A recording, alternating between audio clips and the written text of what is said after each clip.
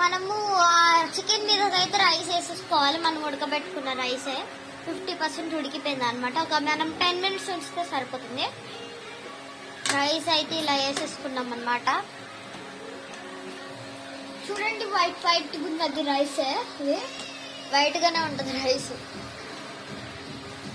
So మనం ఉడకబెట్టుకున్న rice అయితే వేసేసుకుంటున్నాం మొత్తం. మనం ఇలాంటి బౌల్ యూజ్ చేయాలి. మనం డైరెక్ట్ రైస్ మొత్తం వేసేసుకోకూడదు వాటర్ తోని.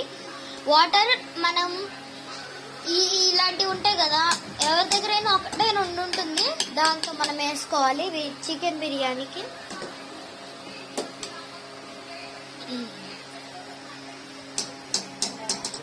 ఇది కూడా మనమైతే చేతితో అలా పైన అద్దేసుకోవాలన్నమాట. స్పూన్తో అయినా అద్దుకోవచ్చు. అంటే మీకు పర్ఫెక్ట్ షేప్ రావడానికి కోసం అయితే పైన